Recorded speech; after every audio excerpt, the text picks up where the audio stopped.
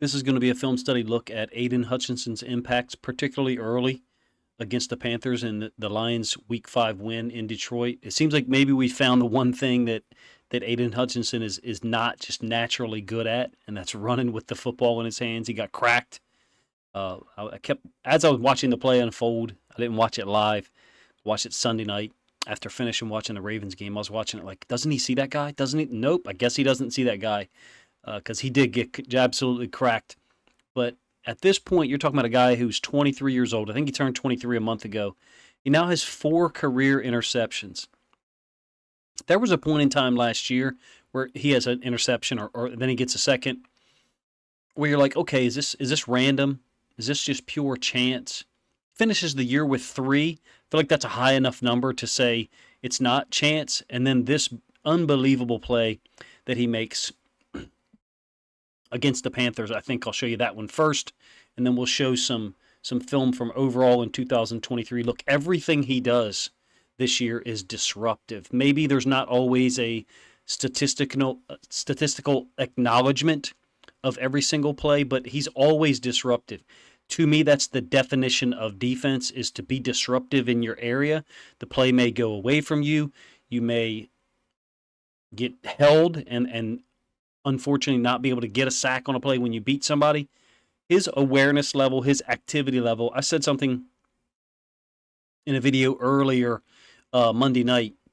He reminds me of a volume puncher.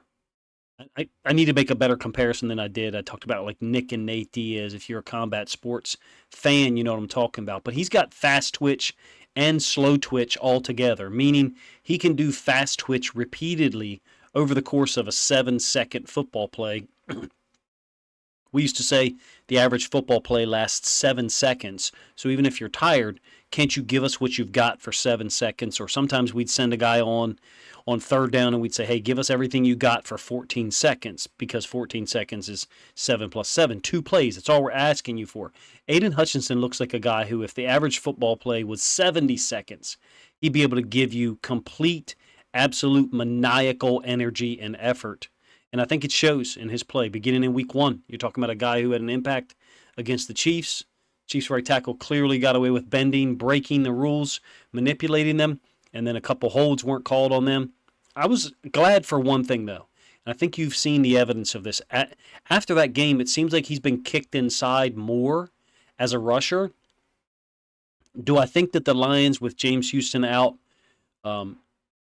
Josh Pascal out, have a little bit less D-line depth than it was perceived or than they had at the beginning of the season? Absolutely, I do. Those guys, particularly James Houston at 4, are pass rush guys. They can get to the quarterback. Josh Pascal a little bit less than James Houston, obviously. You're talking about a guy who already almost has double-digit career sacks. Hutchinson's activity level is off the charts. His awareness and recognizing things allows him to impact the game even when he doesn't get to the quarterback. Second iteration of a deflected pass against the Falcons in week 3, a really dominant performance by the Lions defense. At this point, the Lions defense doing that is no longer an anomaly at all. There's just so many guys that give high effort, so many guys that refuse to be blocked and get to the football. I highlighted this in a film study video that week after the Falcons win. This is John Kaminsky. Hutchinson is going to run down the line of scrimmage and get involved making the play. Watch John Kaminsky get cut and then still get up and get involved with the play.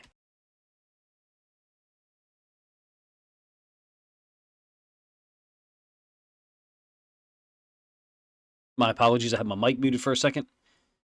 This defense, this is the type of effort they have been giving. The only week that sticks out and goes against the grain there is obviously the performance at home in week 2 against the Seahawks. Things look drastically different or wrong in some cases. Hutchinson has been the stabilizing force, the constant guy making an impact. Last play against the Falcons, his strip sack, nearly return for a touchdown, and then we'll get to a couple of the plays early against the Panthers. If he ends up this year with another 3 interceptions, 5 more or 6 more sacks than he's already got, which I think at this point is a conservative estimate. Like, where do you start to talk about Aidan Hutchinson? I don't know what started him with the bare arms look. I mean, I guess you can do that when you're playing in the Dome in Detroit. But everything that's done to his side of the field, Aidan Hutchinson has an impact on. This is a 6-yard run by Miles Sanders, don't get me wrong, but I love how he resets the line of scrimmage. Talked about this in the video where I just reviewed the game. I like that this is the point of impact, or the point of attack, excuse me, and he's now reset the line of scrimmage a yard to a yard and a half behind where it originally started. It ends up being a 6-yard gain. Other guys I don't think are winning like Hutchinson is. I think he's a guy that just does everything well on every single play. Very next play after that one, this is not normal. It's a jet sweep play to his side of the field. He kind of sets the tight end up by making the tight end think he's trying to get outside, which he should do. It's a reach block by the tight end. Hutchinson should be trying to get his outside arm free, but the rules don't apply to some people. They don't apply to Aidan Hutchinson. They don't apply to Myles Garrett. They don't apply to TJ Watt. You may say, Coach, he's not in that tier yet. He's not in that group. If he's not, he's damn close. Because his play early this season, I think, has just been significantly disruptive everywhere. If you're game planning against this Lions defense, I think you've got to start talking about trying to avoid Aidan Hutchinson as much as possible in the run game and figure out ways to keep him away from your quarterback in the pass game, because outside of him, there's some D tackles that have gotten pressure, but there's not consistent pressure being generated by other people. This is the interception that I think is damn near ridiculous. One more time. Look, you guys let me know, which I think I'm missing his sack here. I just realized that. You guys let me know if you're as impressed with Aidan Hutchinson so far this year. Other people get talked about a lot. Rightfully so. There's great players on each team. But this guy, to me, looks like he's a leveled up from last season when he had 9.5 sacks and 3 interceptions, and I think 1 or 2 forced fumbles. Everything that they ask Aidan Hutchinson to do on the football field, he's not only capable of doing, but he does it at an extremely high level. And I think it sets the tone for the rest of the defense.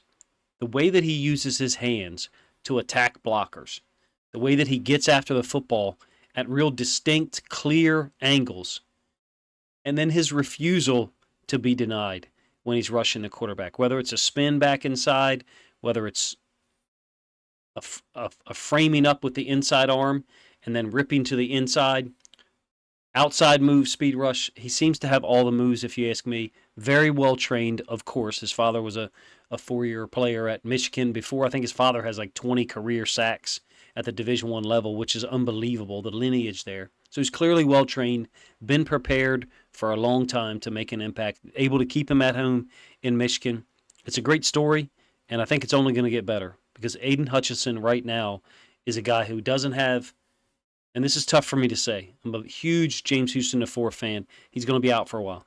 At this point in time, he doesn't have a guy on the other side to kind of balance out the equation or the attention of the defense. No disrespect to Charles Harris, Josh Pascal, James Houston IV, Romeo and Julian Okwara, all those guys. John Kaminsky plays edge sometimes. No disrespect to them. I think they're good football players, and they're all serving their role within the purpose of the scheme that the Lions are using right now. But I'll think about this. I'll give you this thought. The Ravens, that I watch every game of clearly, have faced the following duos the last 2 weeks. Myles Garrett and Zadarius Smith 2 weeks ago against the Browns. And then this past week, TJ Watt and Alex Highsmith. Both of those two guys, 3 of those 4 guys I named you, are potential 15 sack per season guys. At this point, I don't think that that's where Zadarius Smith is. But he has been in the past since he left Baltimore the first time.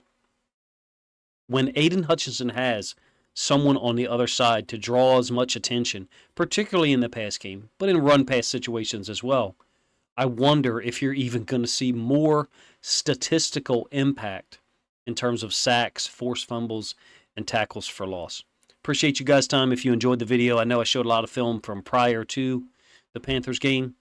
And apparently I missed his sack in that game. I'm not sure. Maybe I'll post that up in a separate video. But let me know what you think of the video, what you think of Aidan Hutchinson's play. And if you think other Lions fans would enjoy this content, please consider grabbing a link to this video and sharing it out on social media to help this content get more reach.